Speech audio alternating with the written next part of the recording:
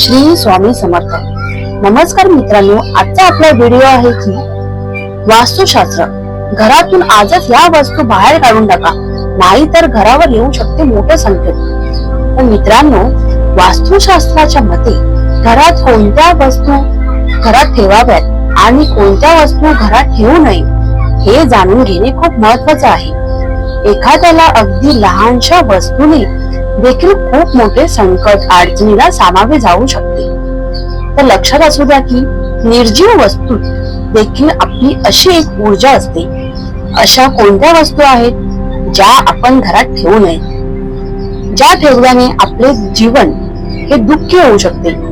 काही अगदी बेसिक गोष्टी असतात ज्या घरात नसाव्यात, मात्र आपल्या आठवणी त्या असल्याने ज्या ज्या अवस्थेत आहे त्या घरात आपण तशाच ठेवतो. तर तुटलेली फुटलेली काच असू देत, इलेक्ट्रॉनिक वस्तू असू दे किंवा अगदी कुंचा असू दे, यामुळे काय होते तर घरात नकारात्मक ऊर्जा तयार होते आणि व्यक्तीला त्यामुळे मानसिक त्रास झेलावा लागतो. या वस्तूमुळे वास्तुदोष निर्माण होऊ शकतो. यामुळे अशा ठिकाणी लक्ष्मी वासच करत नाही.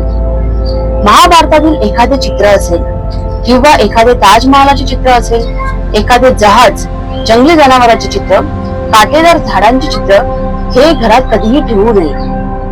यामुळे आपल्या मनावर वाईट परिणाम होतो आणि सतत यांना पाहिल्याने नकारात्मक भाव निर्माण होत असतात. मीच अनुभवलं आहे की माझ्या लहानपणी घरात महाभारताचं चित्र होतं. त्यामुळे घरात माझ्या आई वडिलांची रोज भांडणं असायची. जेव्हा एका भटजीने सांगितले चित्र काढा, तेव्हापासून घरात वादविवाद थांबले, ज्याने जीवनात चांगले घडणेच बंद होते. मित्रांनो, महाभारत चित्रामुळे घरात कलह निर्माण होतो. ताजमहाल एक कबर असल्यामुळे मानसिकता ही नकारात्मक होते. बुडत असलेले जहाजाचे चित्र लावल्याने आपले सौभाग्य होऊ शकते. जर घरात आपण फवाराचे चित्र लावले तर आपल्या घरात येणारा पैसा देखील वाहत्या पाण्यासारखा वाहत जातो. तसेच जंगली जनावरांचे चित्र लावल्याने घरातील लोकांचे स्वभाव देखील असे होऊ शकतात. म्हणजेच एकमेकांवर राग करतात. जंगलात कसे जानवर एकमेकांवर झडप घालतात, तसेच भांडतात लोक आपल्या घरात. तर काटेरी झाडे लावल्याने, काटेरी झाडांचे फोटो किंवा पेंटिंग्स लावल्याने घरात क्लेश निर्माण होतात, भांडण निर्माण होतात. वाळलेले झाड, पसरलेले घर, अजून उजाडलेले गाव यांच्यासारखी चित्र, पेंटिंग्स कलात्मक जरी वाटत असले तरी त्याचा आपल्यावर नकारात्मक परिणाम होत असतो. बऱ्याच लोकांच्या कपाटात कपड्याचे गाठोडे असतील, असे कपडे जे लागत सुद्धा नाही आणि आपल्याला बसत सुद्धा नाही. मग ते आपण टाकून देण्यापेक्षा आपण ते एका कपाटात ठेवतो. फाटक्या चादरी ह्या आपल्याला कधीतरी उपयोगी येतील म्हणून आपण त्या घरात ठेवतो, मात्र यामुळे घरात नकारात्मक ऊर्जा निर्माण होते. अशी वस्त्रे दान केली पाहिजेत किंवा इतर कामासाठी त्याचा उपयोग केला पाहिजे. लोक घराच्या छतावर भंगार गोळा करून ठेवतात, का तर त्याचा उपयोग कशासाठी तरी होईल. घरात वेगळी स्टोरेज खोली असेल तर तिथे ठेवा, मात्र घर छोटे असेल तर अशा वस्तू लगेच घराबाहेर काढून टाकाव्यात. घरातील भंगार घरात पैशांची कमतरता निर्माण होऊ शकते. म्हणून घरातील किंवा गच्चीवरील भंगार जे लागणार नाही ते तात्काळ काढणे हे तुमच्याही फायदेशीर ठरू शकते. यामुळे घरातील पितृदोष देखील उत्पन्न होऊ शकतो.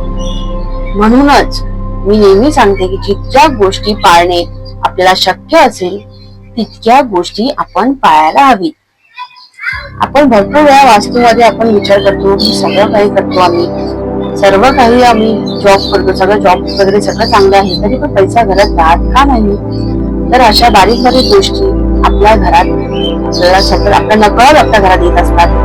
त्यामुळे असे वास्तुदोष निर्माण होतात, जेणेकरून लक्ष्मीची कृपा आपल्यावर सदैव चांगली राहील. अशा गोष्टी तुम्ही घरात लावल्या पाहिजे.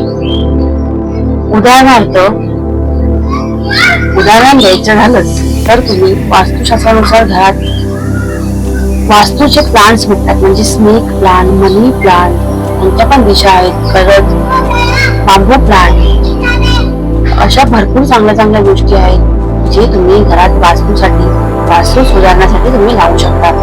तसेच पेंटिंग लावायचे झाले तर राधाकृष्ण लावा, त्याला सुद्धा एक विशिष्ट दिशा बघूनच लावली पाहिजे.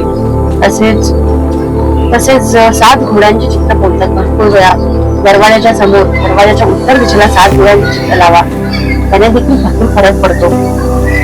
आणि तसेच अजून दक्षिण साईडला हनुमानचं चित्र लावा, जो तुम्हाला भरभरून यश देईल.